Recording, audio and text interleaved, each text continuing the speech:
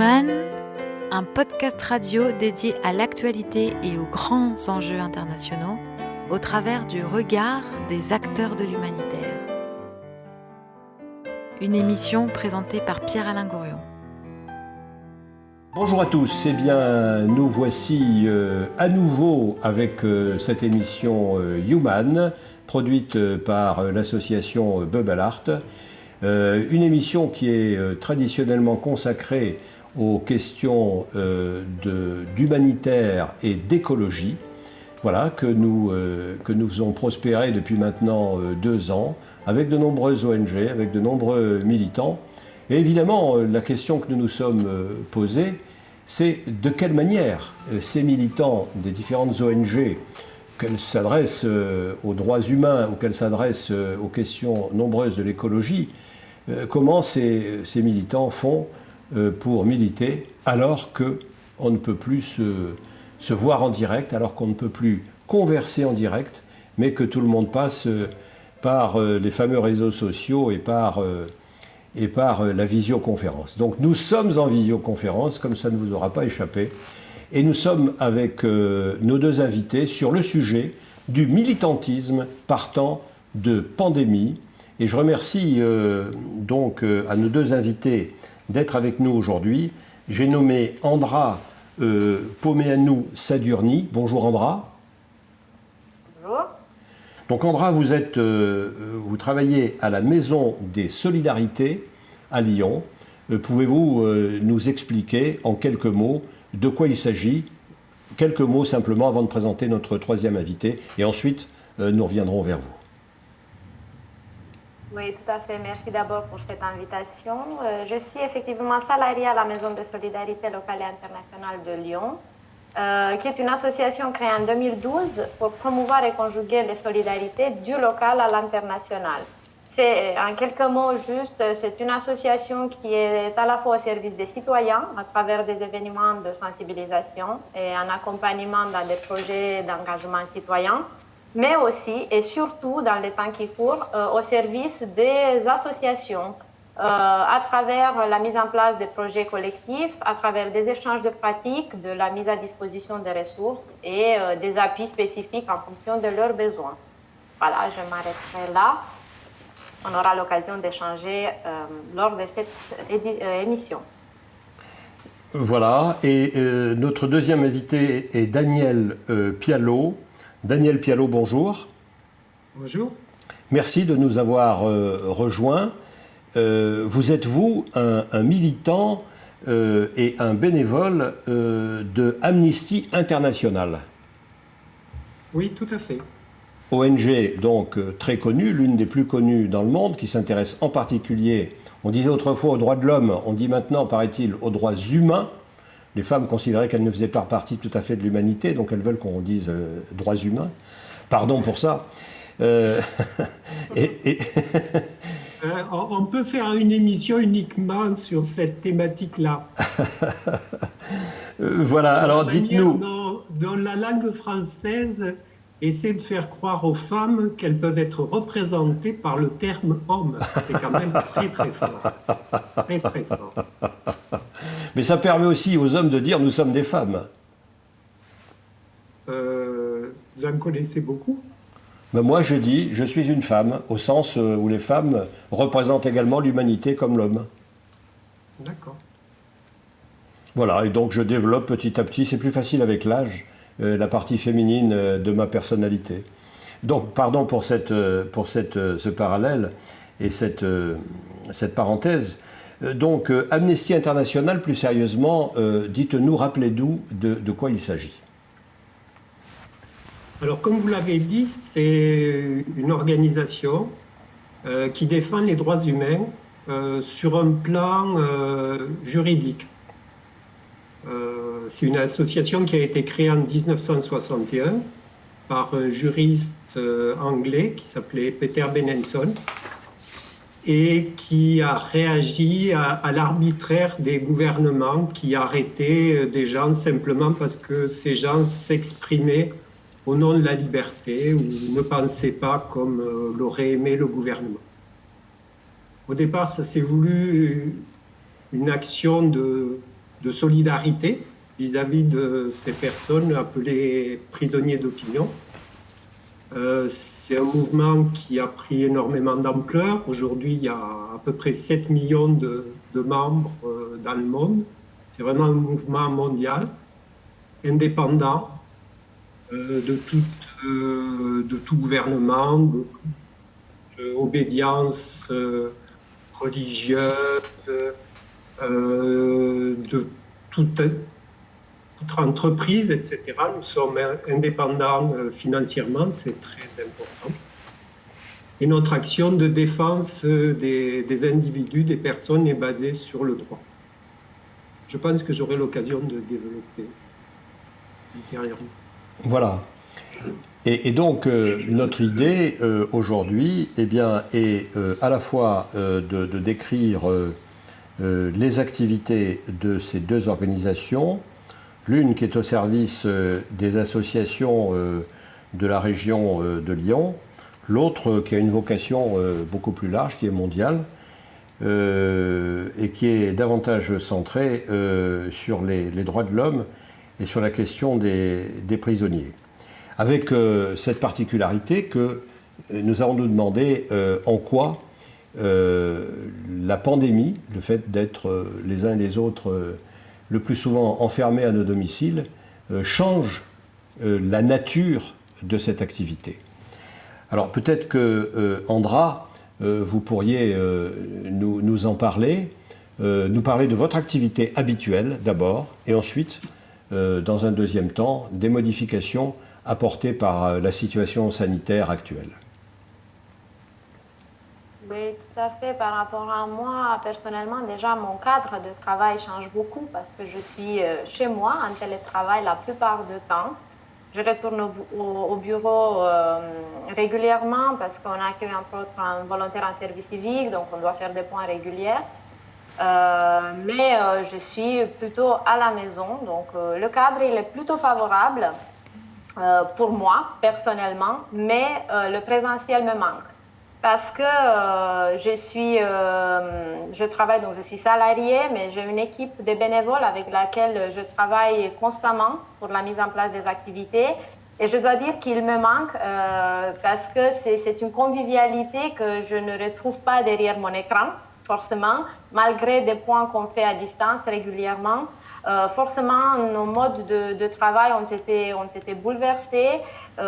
Forcément, il y a des bénévoles qui ont un certain âge, qui sont peut-être un peu plus éloignés du numérique. Donc, ce que je vois moins souvent, que j'entends moins souvent, malgré des efforts de la mise en place d'un télétravail et des moyens à rester en lien. Du coup, voilà, il y a ce côté de convivialité qui est une de nos valeurs fortes à la Maison de Solidarité qui manque cruellement en ce moment. Par contre, on a essayé lors de ce deuxième confinement justement de voir ça aussi comme une opportunité, de voir cette période comme une opportunité pour créer encore plus de liens différemment, pas en présentiel mais à distance. Et du coup, notre projet phare a été annulé juste avant le confinement, donc le Festival de Solidarité qui aurait dû se tenir le samedi dernier, le 14 novembre à l'Hôtel de Ville, qui regroupe une quarantaine d'associations qui ont travaillé avec nous depuis le mois de mai dans des conditions souvent pas simples. Donc cet événement-là étant annulé, on a proposé à ces 40 associations d'écrire ensemble une page de vie associative pour témoigner un peu de cette période. Donc l'action elle est en cours, mais elle a été reçue très favorablement par nos associations qui ont commencé à nous envoyer des témoignages de leur expérience, et on trouve que c'est une initiative qui sera très très riche en termes d'expérience, de ce vécu, notamment par rapport aux bénévoles, à leur travail, à leur engagement à l'ère du coronavirus. Et d'ailleurs, voilà. on pourra peut-être considérer, Andra, que notre propre rapport en tant que Bubble Art et Human au Festival des Solidarités auquel nous participons chaque année, eh bien, ce sera entre autres de faire cette émission, et que cette émission pourra être diffusée dans les canaux de ce festival. En même temps, j'entends votre voix. Oui, voilà, si vous en êtes. Je voulais saluer cette initiative qui me paraît vraiment très, très intéressante, vu le contexte. Oui, donc j'entends votre voix, j'entends un léger accent. Vous êtes né où? Vous n'êtes pas né rue de la République à Lyon? Non, pas du tout. Non, je suis née dans un petit village de Roumanie. Donc, je suis roumaine d'origine, lyonnaise et française d'adoption depuis une dizaine d'années. Du coup, voilà, mon petit accent vient de mes origines roumaines que je garde précieusement. Voilà. Bien sûr, vous avez bien raison, nos origines à tous, voilà, elles sont importantes. Et alors, quelques mots de votre parcours personnel, si vous le voulez bien. Vous êtes arrivé en France à quel âge? Je suis arrivée en France pour la 3e fois. C'est la fois où je suis restée. Je suis venue pour m'installer quand j'avais 27 ans.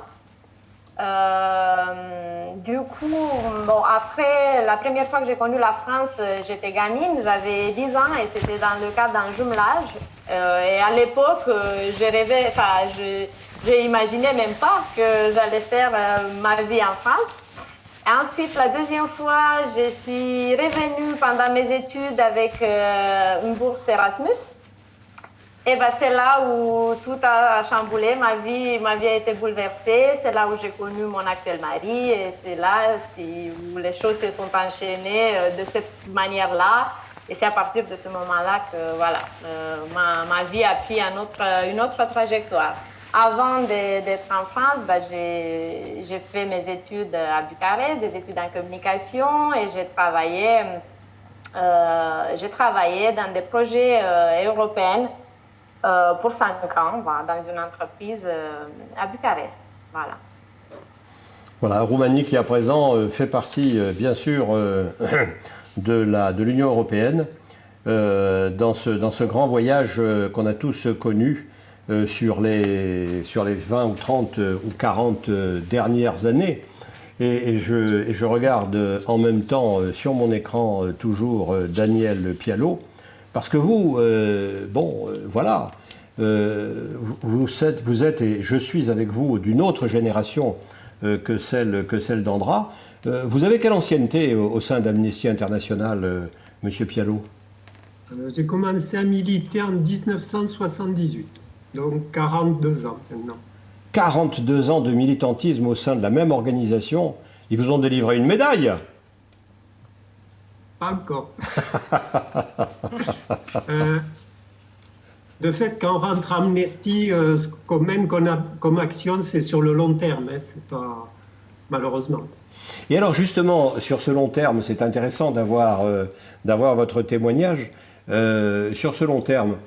Et donc, Daniel Pialot, sur ces 30 ou 40 ans de militantisme, quels ont été selon vous les changements? Est-ce que les missions d'Amnesty International en 1980 et celles d'aujourd'hui, en 2020, sont les mêmes?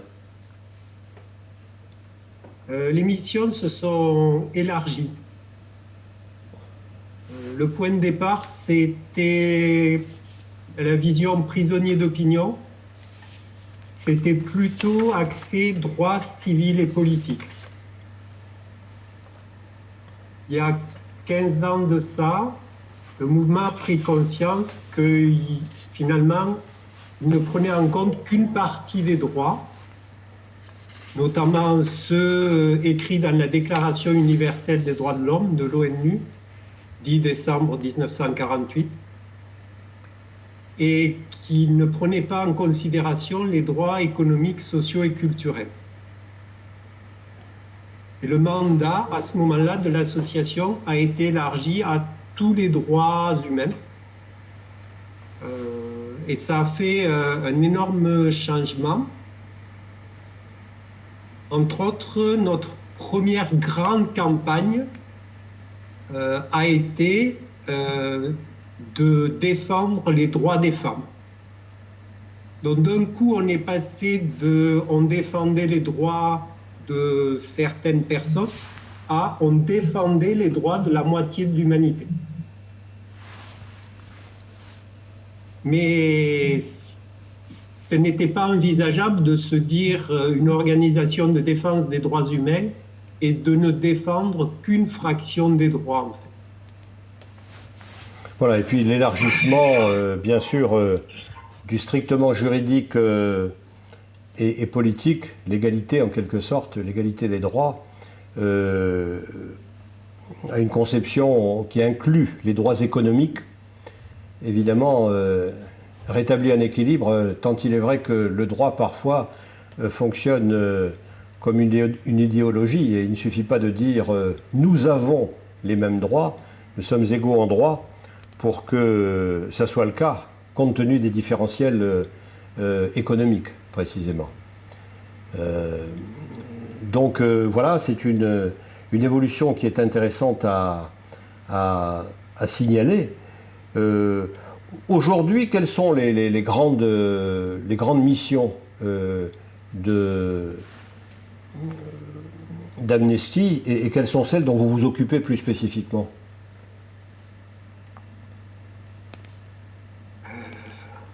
Est-ce qu'il y a une délégation, est-ce qu'il y a des salariés d'Amnesty sur le territoire français, sur le territoire lyonnais, entre autres, ou bien est-ce que ça fonctionne essentiellement avec des bénévoles ?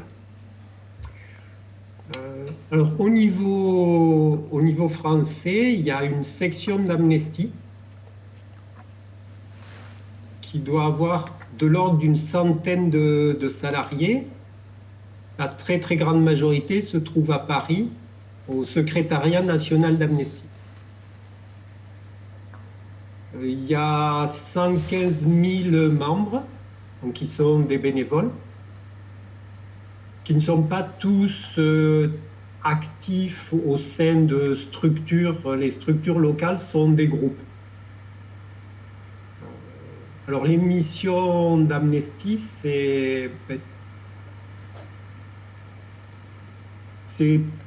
je vais mettre en avant celle qui me semble le plus emblématique, c'est défendre les défenseurs et les défenseurs des droits humains.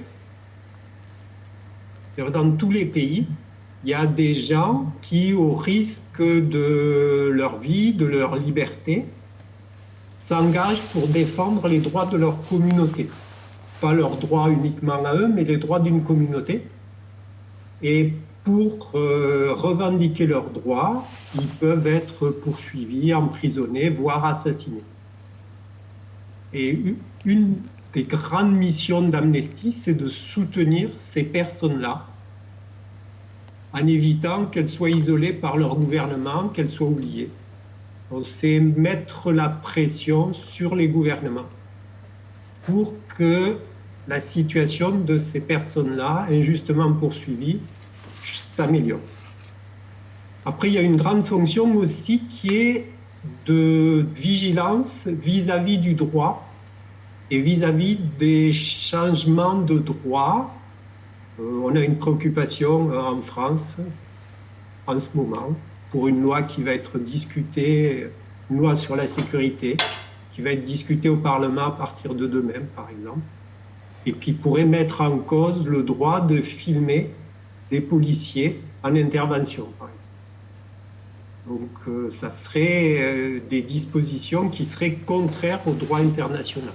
Donc là, par rapport à ces évolutions de droit, dans tous les pays du monde, Amnesty fait l'objet de vigilance et d'intervention. Avez-vous des souvenirs sur ce... Pardon de vous interrompre. Avez-vous des souvenirs sur ce sujet des militants ou des militants qui peuvent filmer des policiers, d'avoir eu eh bien, des révélations, des choses intéressantes à l'image dans le passé, c'est-à-dire des militants qui filmaient des actions policières qui allaient au-delà de ce qui était permis à des policiers, si j'ose dire.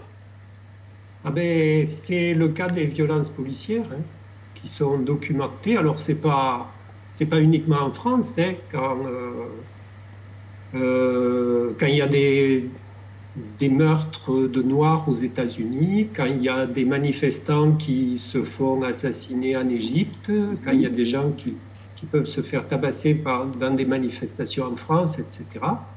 Et que effectivement ces événements-là sont filmés, et ça donne des éléments de preuve, et ça permet qu'il n'y ait pas... Alors tout ça, ça participe à quelque chose qu'on appelle la lutte contre l'impunité. Vous avez commis un déni de droit, où vous êtes en dehors du droit, et vous devez en fait être poursuivi, jugé pour cette violation des droits. Pour ça, il faut avoir une preuve, il faut pouvoir en faire la démonstration. Comment vous apparaît l'argument du gouvernement et du ministère de l'Intérieur qui présente cette loi visant à dire si nous ne voulons pas que les policiers en action soient filmés, c'est pour préserver en quelque sorte leur propre sécurité? Alors ça nous fait peur parce que c'est quelque chose qui n'est pas très défini, c'est-à-dire qui peut être opposable à toute vidéo, quelle qu'elle soit, qui va faire que éventuellement il va y avoir une pression sur les journalistes, il va y avoir une pression sur les réseaux sociaux pour diffuser des images, pour filmer des images. Donc le droit est quelque chose de défini. Les restrictions de droit doivent être très encadrées, très précises. Sinon, après, c'est un déni du droit tel qu'il existe au niveau international. Et le droit de filmer dans l'univers public, évidemment, je ne parle pas de l'univers privé, mais le droit de filmer dans l'univers public en cas de manifestation vous paraît être en quelque sorte une composante des droits de l'homme? Du droit, déjà, vous êtes journaliste, ça fait partie intégralement du droit du journaliste, et ça va faire partie intégralement du droit à la liberté d'expression, oui, tout à fait. Voilà, alors je vais vous proposer peut-être une première pause musicale à l'un et à l'autre, Andra et Daniel. Alors je ne vous dis pas quelle est la musique que nous allons passer, vous allez l'écouter, on va faire une petite pause, on va écouter cette musique et puis on réagira ensuite. A tout de suite. Et voilà donc cette musique du groupe HK et les Saltimbanques, ça s'appelle Merci. Et je crois que c'est un merci qui s'adresse, Andra, au personnel soignant. Et on se rappelle que pendant le premier confinement, on était tous à notre balcon le soir à 20h. Ça s'est terminé d'ailleurs, on ne le fait plus. Et on remerciait les soignants. On ne le fait plus ça, hein. Vous avez remarqué, pour le deuxième confinement, on ne dit plus merci aux soignants. Ça a l'air normal qu'ils soient là. Oui, c'est un peu triste, je trouve. Du coup, je pense que la chanson, elle tombe bien parce que je pense qu'il faut le rappeler. Ce merci, ils sont là, et la deuxième vague, il paraît, c'est plus compliqué en termes de gestion pour eux. Il y a aussi la fatigue qui s'installe. Donc, franchement, un grand merci. Il faut le dire. Je ne sais pas pourquoi, d'ailleurs, on ne sort pas. Enfin, c'est le froid, peut-être. Je ne sais pas si c'est le froid. Sur nos balcons, mais c'est vrai qu'on devrait le faire. On devrait les remercier plus souvent.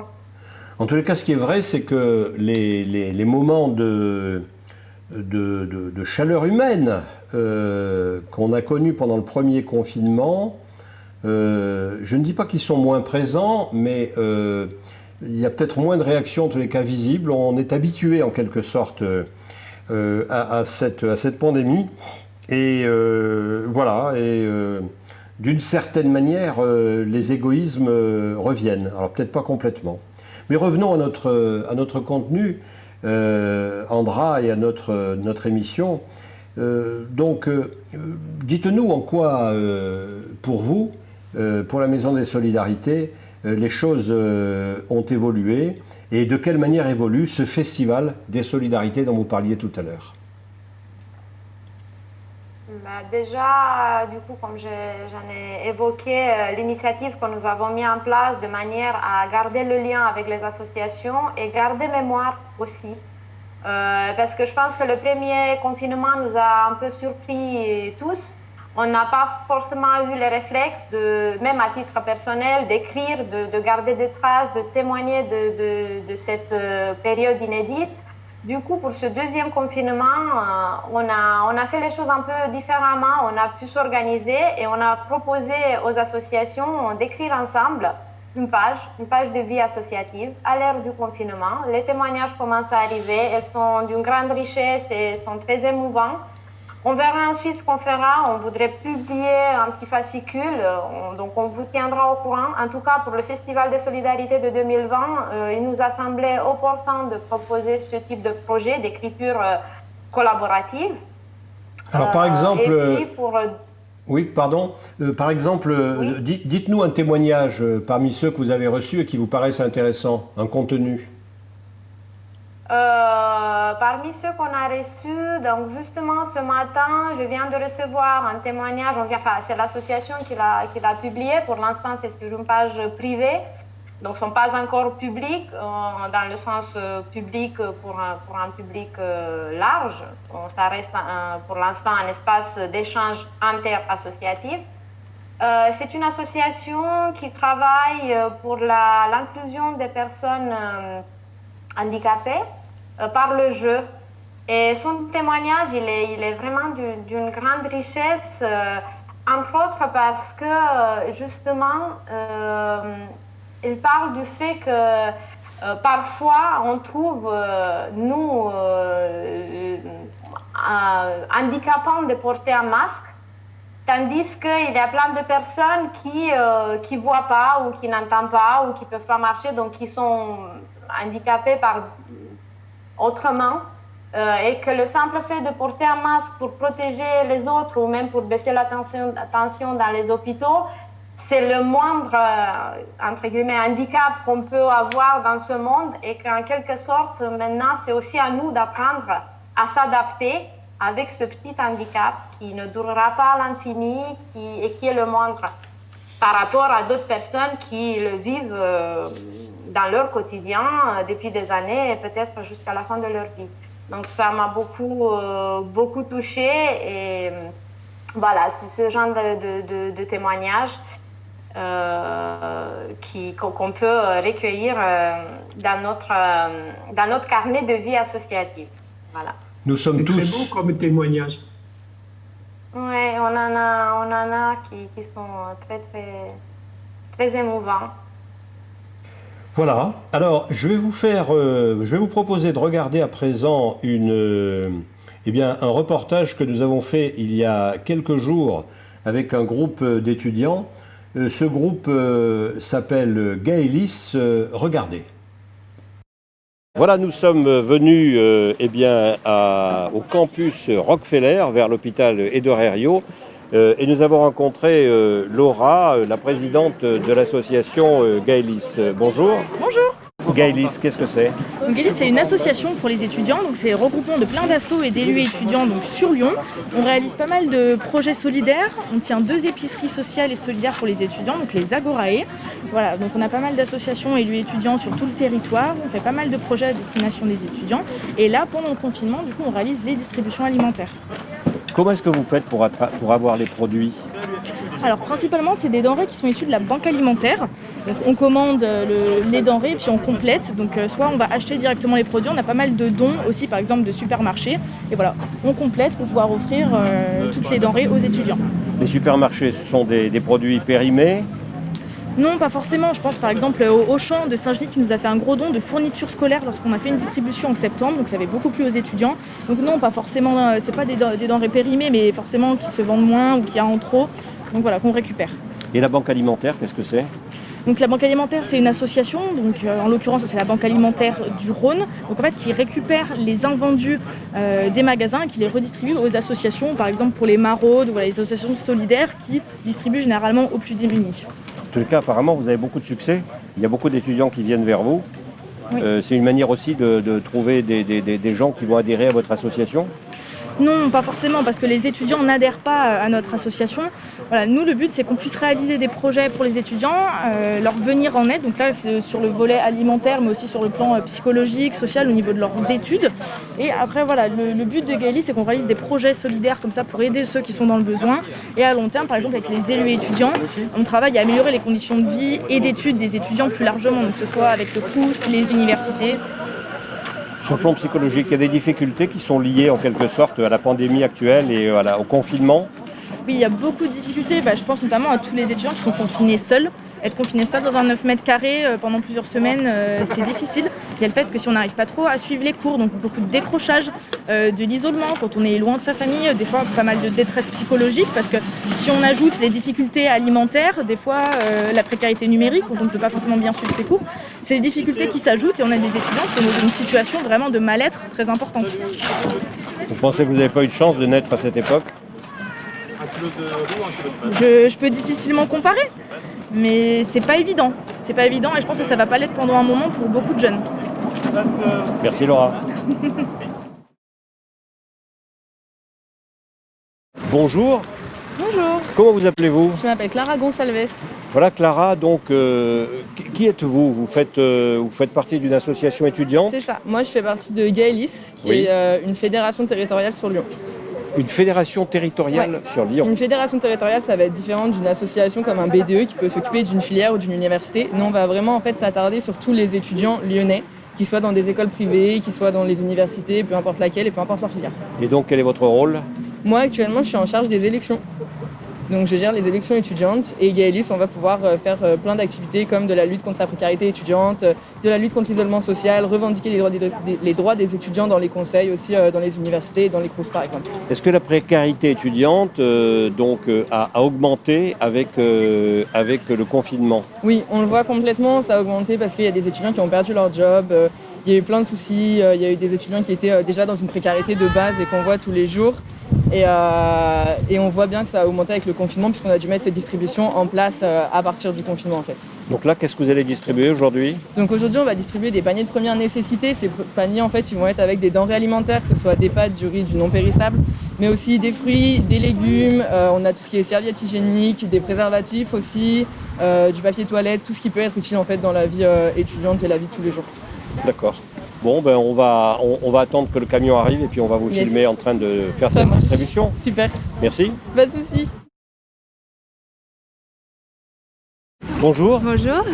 Voilà, donc vous faites la queue là. Il y a oui. bien 50, 100 personnes peut-être. C'est pourquoi alors donc C'est pour une distribution alimentaire pour les étudiants, gratuite. Comment ça se passe ? Les étudiants ont plus de difficultés actuellement que d'habitude. Pourquoi ? Oui, personnellement, moi j'ai des difficultés par rapport au travail. C'est difficile de trouver du travail en ces temps de pandémie et du coup c'est difficile d'avoir de l'argent et du coup d'acheter de la nourriture. Voilà. Et là vous espérez avoir quoi ? Vous savez pas ? Des produits frais, de la nourriture, des produits de première nécessité. Par exemple, nous les femmes, des serviettes hygiéniques, ça représente un certain coût à l'année, des choses comme ça. Donc la vie étudiante présente des difficultés actuellement ? Oui, par rapport aux cours à distance, c'est compliqué de suivre et il faut mobiliser des capacités d'écoute et de concentration importantes, je trouve. D'accord. Merci. De rien.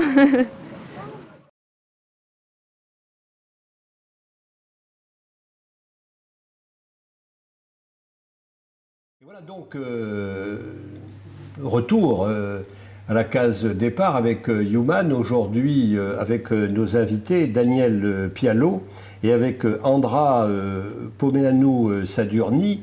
Le premier appartient à Amnesty International, la seconde à la Maison des Solidarités. Et puis nous avons regardé ce reportage fait avec l'association Gaëlys. Donc Gaëlys, vous l'avez vu, c'est cette association étudiante qui s'occupe de beaucoup d'aspects de la vie étudiante et en particulier des aspects économiques. Et c'était une distribution de biens d'usage courant, des biens alimentaires, des papiers hygiéniques, des serviettes hygiéniques, bref, des choses d'usage quotidien. Et nous avons été très surpris de voir à quel point, et ma foi, cette distribution était courue, parce qu'évidemment, les difficultés économiques des étudiants sont importantes. Est-ce qu'il y a parmi je m'adresse là à Daniel Pialot. Est-ce qu'il y a parmi vos militants, parmi vos bénévoles, Daniel, beaucoup d'étudiants? Oui. Oui, il y a des structures spécifiques pour permettre le militantisme lycéen et étudiant qui s'appellent des antennes jeunes. Dire que dans les structures de base d'Amnesty, il y a des groupes qui sont plutôt des gens en activité. Et puis il y a les antennes jeunes qui sont des jeunes qui portent beaucoup le mouvement et ce sont des structures en croissance. Voilà. Nous voilà avec une respiration étrange que nous entendons au son. Et nous voilà avec ce sujet sur militantisme et solidarité en temps de pandémie. Est-ce que d'une manière générale, à l'un et à l'autre, je ne sais pas lequel voudra répondre, est-ce que vous avez constaté, vous, que cette période difficile que nous vivons en France, mais que le monde vit partout, à des degrés divers, avait déclenché des réactions de solidarité? Oui, je pense que les choses sont un tout petit peu différentes entre le premier confinement et le deuxième. Mais lors du premier confinement, personnellement, oui, je trouvais qu'il y a eu beaucoup d'élan de solidarité. Je ne dis pas qu'il n'y a pas en ce moment, mais vous l'avez dit aussi, avant, je pense que parfois on s'enferme un peu dans nos bulles. Là, en ce moment, donc du coup, parfois on oublie l'autre. Mais d'une manière générale, oui, je vois pas mal d'élan de solidarité, que ce soit à titre citoyen. Il y a eu beaucoup de plateformes qui ont été mises en ligne, mais aussi au niveau des associations. Il y a une liberté de parole qui fait que les personnes sont plus à l'écoute, que les gens souhaitent plus s'entraider. Et en termes d'élan citoyen, même entre voisins, j'ai trouvé que la période a été propice. Donc de ce point de vue, j'en tire des bons points, des points positifs. Voilà, parce que d'une certaine manière... Oui, d'une certaine manière, je disais, vous êtes tous les deux des professionnels de la solidarité dans des organisations qui sont des organisations de solidarité et de défense des droits de l'homme. Daniel parlait tout à l'heure de la défense des défenseurs, c'est-à-dire des avocats emprisonnés, des journalistes bâillonnés également dans tel et tel pays. Mais il y a aussi les réactions des citoyens, comme vous le disiez, Andra, les réactions quotidiennes, les réactions de voisins, d'entraide entre les individus, et c'est bien ce qui forme quelque part un tissu peut-être plus important que le tissu professionnel ou quasi professionnel des ONG. Daniel, un souhait de réagir sur ce sujet? Peut-être un sentiment parce que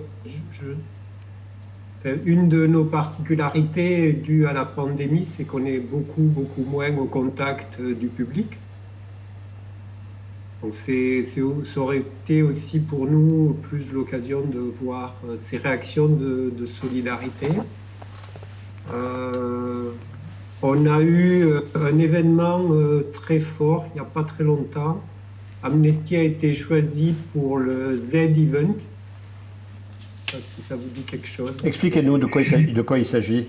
Le Z-Event, c'est organisé par des gamers en ligne qui normalement jouent sur une chaîne qui s'appelle Twitch. Et quand ils jouent, ils sont suivis par des fanats du jeu auquel ils jouent. Donc ça peut être des centaines, des milliers, voire plus de followers. Et cette communauté organise un week-end caritatif tous les ans, où pendant plus de 48 heures, ils jouent en ligne et puis ils sont une cinquantaine à se réunir et à jouer et à inciter les gens à donner pour une association, et c'était Amnesty cette année.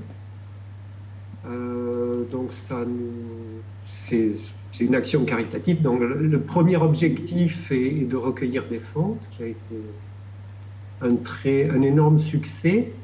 Et, et ça nous a fait connaître aussi vis-à-vis d'un public jeune, parce que les gens qui suivent sur Twitch doivent avoir entre 15 et 25 ans.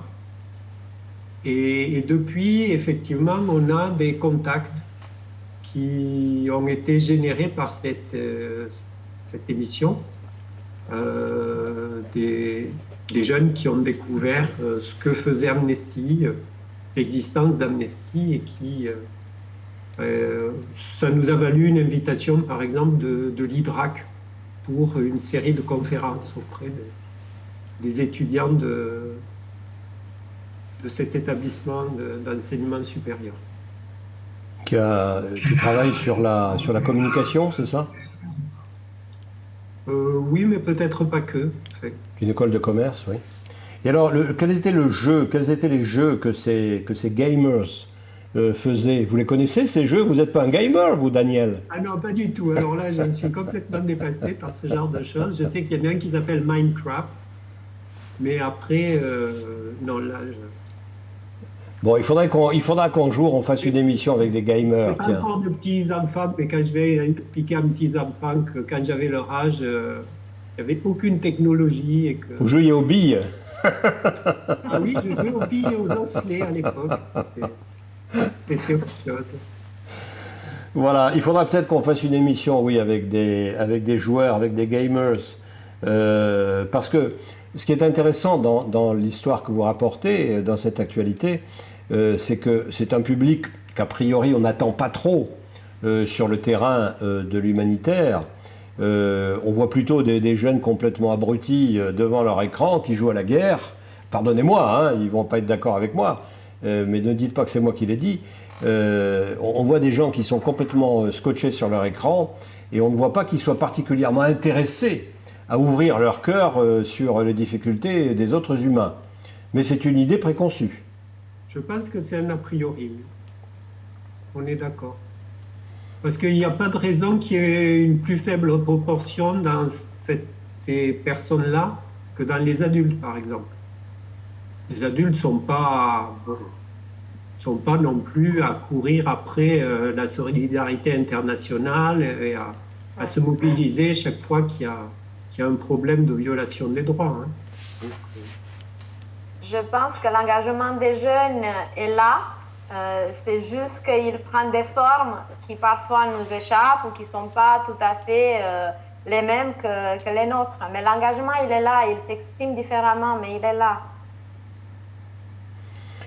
Est-ce que, du point de vue de ces jeux, Andra, il y a des jeux qui sont développés également par vos membres de la Maison des Solidarités? Je sais qu'il y a des jeux économiques ou des jeux autour des droits de l'homme, mais je ne sais pas si ces jeux arrivent, comment dirais-je, sont également des jeux en ligne, en quelque sorte.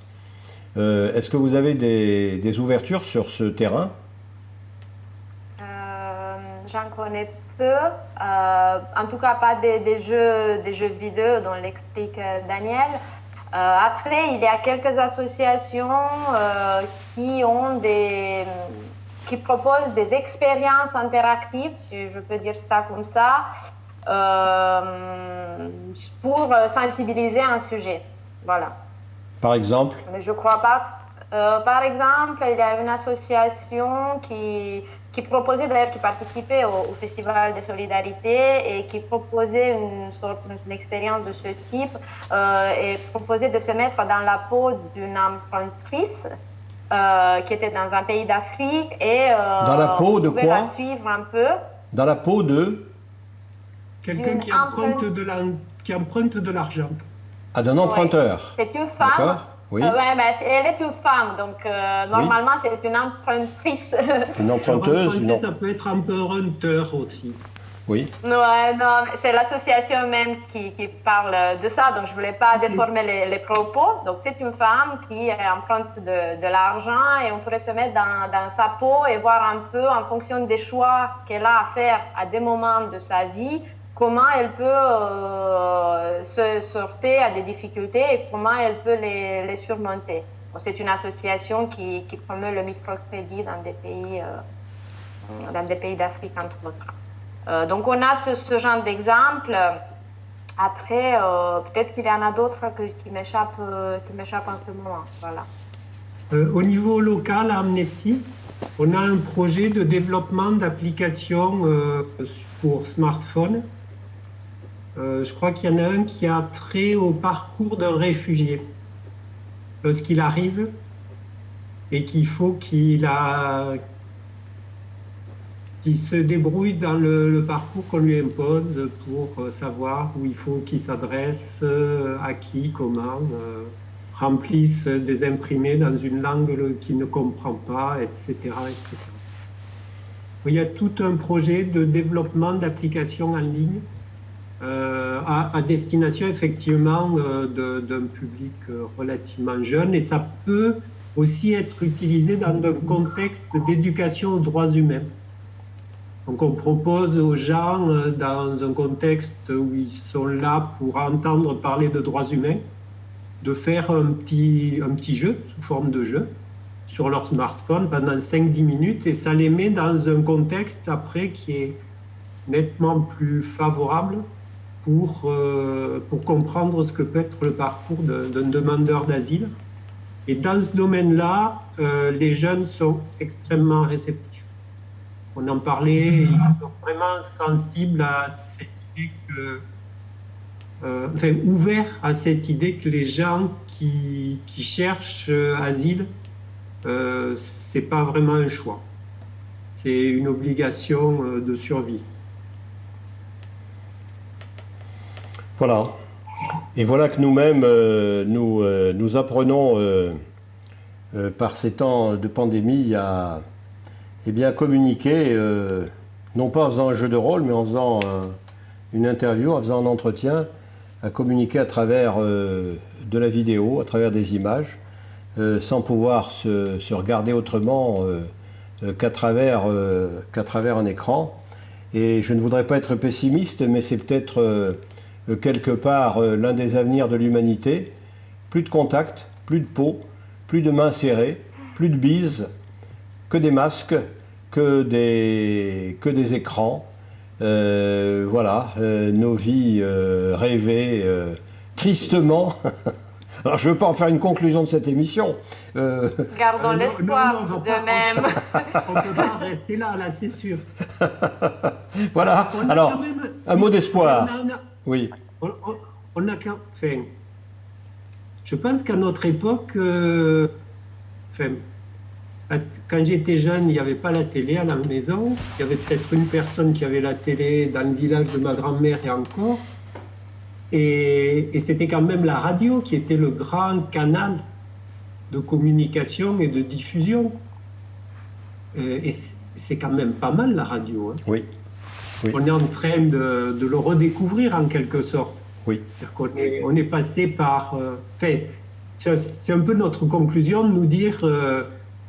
on a eu un espace de liberté extraordinaire d'aller à l'extérieur vers le public, etc. Mais on a quand même des canaux qui ne sont pas uniquement informatiques, seulement Internet, mais la radio, par exemple. Et puis, ça nous permet d'inventer de nouvelles solidarités aussi entre nous, entre associations. Nous, on a le contenu, vous avez les moyens. On va vous assaillir en fait. Maintenant, non mais on va repenser réseau, solidarité, complémentarité. Et quelque part aussi localisme, oui. C'est-à-dire à la fois bien sûr international, mais aussi un retour sur le local. Et si on imagine, je reste sur ma veine défaitiste là et pessimiste d'il y a un instant, si on imagine tous les effondrements qui vont encore nous arriver, il faut qu'on soit capable de réagir en radio par exemple, sans électricité, avec peut-être une fabrication locale d'électricité pour pouvoir parler à nos populations. Mais je vais laisser la parole et le mot de la fin à Andra. Un mot d'espoir de votre côté, à vous. Un mot d'espoir. Lors du premier confinement, ou après le premier confinement, avec la Maison de Solidarité, on a fait une petite étude pour nos membres. Et parmi beaucoup des difficultés que les associations rencontraient à l'époque, et du coup qui se poursuivent maintenant, parce que la situation ne s'est pas améliorée, voire au contraire, quand même, il y avait beaucoup qui témoignaient des nouvelles façons de faire, des modes de se réinventer, des capacités d'adaptation extraordinaires. Moi, je veux rester avec cet exemple-là. Et depuis que j'ai intégré le milieu associatif et que je travaille dans ce milieu-là, je n'arrête pas d'apprendre. Et j'apprends encore avec ce confinement, ce deuxième confinement, mais j'apprends surtout des associations et je veux garder l'espoir. Les choses vont changer, le monde ne sera pas pareil, ne sera plus comme avant. Mais je crois dans les capacités des êtres humains qui sont inouïes et je suis sûre qu'on va y arriver. Pour moi, je prends les associations comme un bon exemple, un très bon exemple de faire tout, de surmonter l'impossible malgré tout. Eh bien, merci à tous les deux de nous avoir accompagnés sur ce chemin, voilà, qui nous mène du militantisme sur le terrain au militantisme virtuel, pourrait-on dire, à la solidarité virtuelle, bien qu'elle continue à être réelle, mais elle se manifeste par d'autres canaux.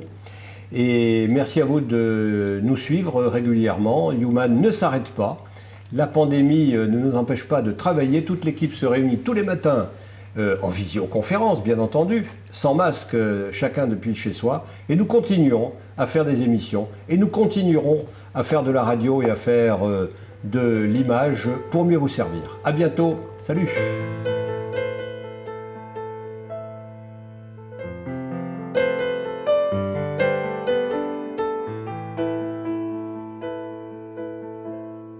Human, un podcast radio dédié à l'actualité et aux grands enjeux internationaux au travers du regard des acteurs de l'humanitaire. Une émission présentée par Pierre-Alain Gourion.